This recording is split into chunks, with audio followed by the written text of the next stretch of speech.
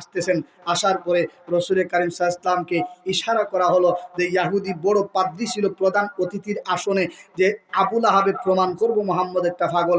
রসুল দূর থেকে দেখা যায় নবী আসতেছেন, ইশারা দিয়া বলে ওই যে মুহাম্মদ আসতেছে, এই মুহাম্মদ একটা পাগল। জোরে বলুন নাউজুবিল্লাহ। যেই মুহূর্তে আবু লাহাব ভাই উদাহরণ দিছে, দেখায় দিছে আঙ্গুল দা, এই মুহাম্মদ পাগল, এই ইহুদি প্রধান অতিথির আসন ছেড়ে দাঁড়াইয়া চিৎকার মেরে হয় আল্লাহু আকবার। রে আবু লাহাব, কোন মুহাম্মদের কথা হোস?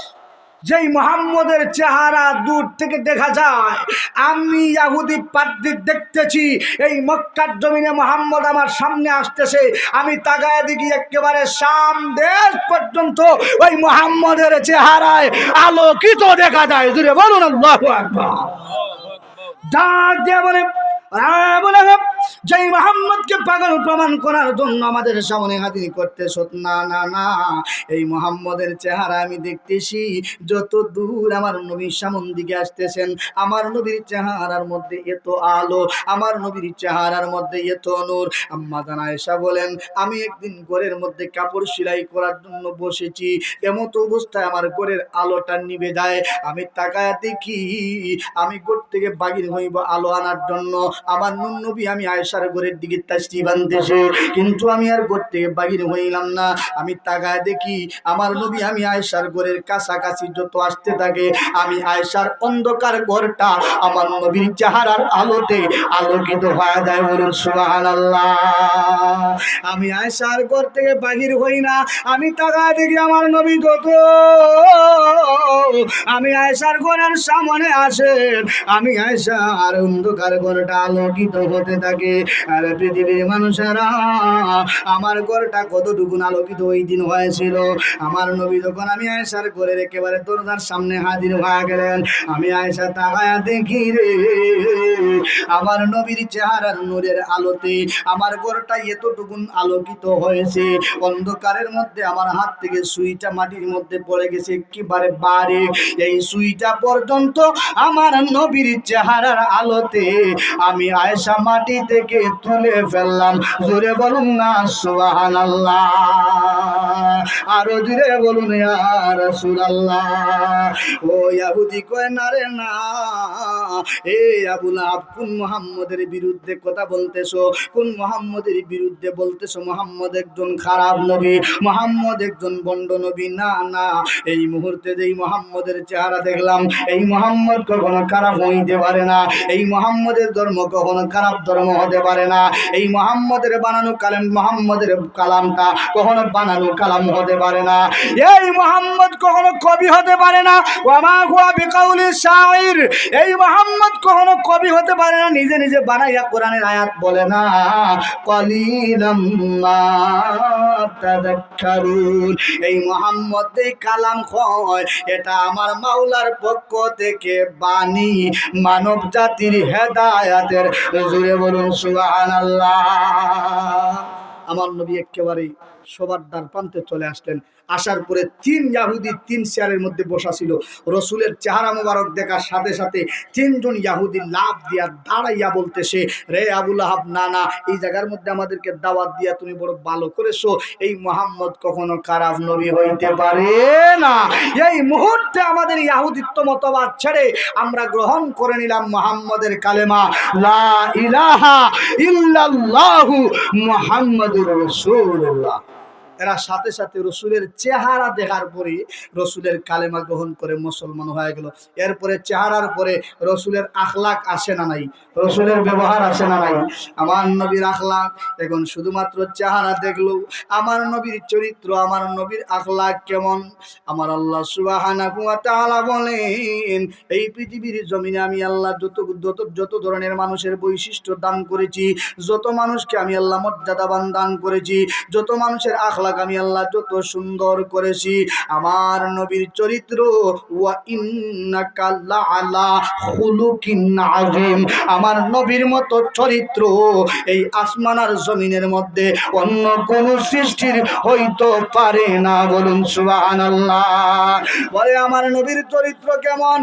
এই মক্কার জমিনের মধ্যে আমার নবীকে যখন কাফের বেঈমানেরা আল্লাহর রাসূলকে আবতার বলে গালি দিত, আমার নবী যদি ইচ্ছা করতেন পাল্টায়া গালি দিতে পারতেন, তোমরা আবতার, তোমরা নির্বংশ। কিন্তু দেখা যায় আমার নবীকে যখন নির্বংশ বলে গালি দেয়, আমার নবী পাল্টায়া গালি দেয় না, আমার নবী তাদেরকে আবতার বলে গালি দেয় না।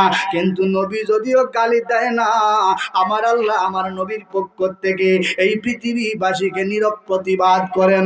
বলে প্রতিবাদটা মিছিলের মাধ্যমে নয়, গণসংযোগ করে নয়, সাংবাদিকদেরকে ডেকে নয়, চ্যানেল ডেকে নয়, টিভি চ্যানেল ডেকে নয়। বলে এই প্রতিবাদটা আল্লাহ কিরকম করতেছেন? আল্লাহ বলেন আমি আমার কোরআনুল কারীমের মধ্যে প্রতিবাদ করি। এই প্রতিবাদটা হলো এই পৃথিবীর মানুষেরা কিয়ামত পর্যন্ত দৃষ্টান্ত থাকবে, এই পৃথিবীর মানুষেরা কিয়ামত পর্যন্ত জানতে পারবে এই পৃথিবীর জমিনে অন্য কেউ যদিও নবীকে আবতার বলে গালি দিয়েছিল, আমি আল্লাহ আমার নবীর পক্ষ থেকে ওই কাফের বেঈমান মুনাফিকদেরকে গালি দিলাম। আসলে আমার নবী আবতার না, আবতার হলো ওই সমস্ত কাফের বেঈমান মুনাফিকেরা যারা আমার নবীকে গালি দিয়েছিল, এরা হলো প্রকৃত পক্ষে আবতার। জোরে বলুন সুবহানাল্লাহ। যেই নবীর পক্ষে আমার আল্লাহ কথা বলেন, এই নবীর সম্মান কম না বেশি? আরো যখন কম না বেশি? বলেন নূহ নবী, ইব্রাহিম নবী, ঈসা নবী, মুসা নবীর পক্ষে আল্লাহ যদিও কথা বলেছেন, কিন্তু এই কথাগুলা সাময়িক সময়ের জন্য। আমার নবীর পক্ষে যে আল্লাহ কথা বলেছেন, আল্লাহ বলতেছেন যুকিরিতা মাই, যত জায়গার মধ্যে আমি আল্লাহ আমার কথা বলবো, যত জায়গার মধ্যে আমি আল্লাহ আমার আলোচনা করব, যত জায়গার মধ্যে আমি আল্লাহ আমার সম্মান গুণগান গাইব, তত জায়গার মধ্যে আমার নবীর সম্মানকে আমি আল্লাহ রেখে দেব, তত জায়গার মধ্যে আমার নবীর প্রশংসা রেখে দিব, যত জায়গার মধ্যে আমি আল্লাহর প্রশংসা রাখবো। বলুন সুবহানাল্লাহ। আদম পয়গম্বরকে আল্লাহ সম্মানিত করলেন।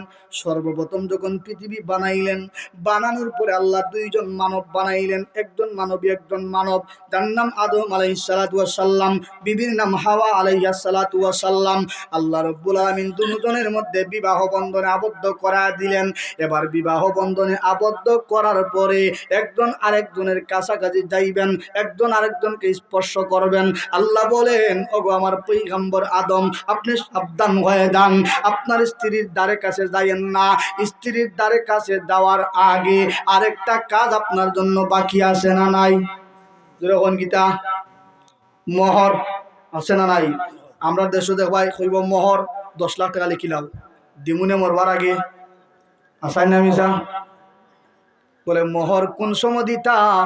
যেই মুহূর্তে আপনি বিবাহ বন্ধনে আবদ্ধ হয়ে গেলা, আপনার স্ত্রীর কাছে যাওয়ার আগে এই মোহরটা পরিশোধ করা অতীব জরুরি। কিন্তু আমাদের সমাজের মধ্যে দেখা যায় সমাজের চাপে, সমাজের ঠেলায় বলে মোহর দিলাম 10 লক্ষ টাকা, কিন্তু মরবার আগ পর্যন্ত 10 লক্ষ টাকা তো দেয় না। মরণের আগে যখন 3 দিন মরণের বাকি, স্ত্রীর ডাক্কা হয় সারা জীবন তোমার সাথে সংসার করেছি, তোমার মোহর ছিল 10 লক্ষ টাকা, আজকে মরণের সময় হয়ে গেছে, আমি তো তোমার টাকা দিতে পারলাম না, পারলে আমারে মাফ কইরা দিও। আছে না নাই? পেটে দিবনি মাফ কইরা। ওখান যদি মনে করেন বেটি আজরাইল হয়ে হইব না, তোর মাফ নাই। আর যদি বালা মানুষের বুড়ি হয়ে হইব মাফ। কিন্তু আমার আল্লাহ বলতেছেন ওগো আদম, আপনাকে এবং আপনার স্ত্রী হাওয়াকে বিবাহ বন্ধনে আবদ্ধ করে দিলাম। এই বিবাহ বন্ধনে আবদ্ধ হওয়ার পরে আপনার স্ত্রীর কাছে দেওয়ার আগে আপনার কাজ হলো আপনার স্ত্রীর মোহর আপনি পরিশোধ করেন। বলুন সুবহানাল্লাহ। আদম নবীর কোন সম্পত্তি সময় আসেননি, টাকা পয়সা আসেননি, বাড়ি গাড়ি আসেননি, কিচ্ছু নাই। আল্লাহ খালি আদমরে বানাইছেন, বানানোর পরে হাওয়া আলাইহিস সালামকে বানাইছেন, বিবাহ বন্ধনে আবদ্ধ করলেন। এবার আল্লাহ বলতেছেন, আদম, হাওয়া আলাইহিস সালামের কাছে যাওয়ার আগে আপনি আগে মোহর পরিশোধ করেন, মোহর পরিশোধ করার আগ পর্যন্ত হাওয়ার কাছে যাইতে পারবেন না। আদম নবী বলেন, আল্লাহ আমার তো টাকা নাই, পয়সা নাই, ধন নাই, সম্পদ নাই, কোনো কিছু নাই। আল্লাহ এই যে মোহর পরিশোধ করতাম, এটা দেওয়ার মতো তো আমার কোনো কিছু নাই, তৌফিক নাই। আল্লাহ আমি কিতা দিতাম। আমার আল্লাহ বলেন, ও আদম, আমার বন্ধু নবী রাহমাতাল লিল আলামিনকে আমি আল্লাহ এই পৃথিবী সৃষ্টি করার আগেও সৃষ্টি করেছিলাম। এই পৃথিবী যখন সৃষ্টি করব উদ্দেশ্য করেছিলাম, এই উদ্দেশ্য প্রবণের আগেও আমার নবীর নূর মুবারক আব্বালু মা খালাকাল্লাহু নূরি মুহাম্মাদি সাল্লাল্লাহু আলাইহি ওয়াসাল্লাম, এই গোটা জাহান বানানোর আগে আমি আল্লাহ আমার নবীর নূর মুবারক সৃষ্টি করেছি। আদম, আমি আল্লাহ ঘোষণা দিলাম আমার নবী রাহমাতাল লিল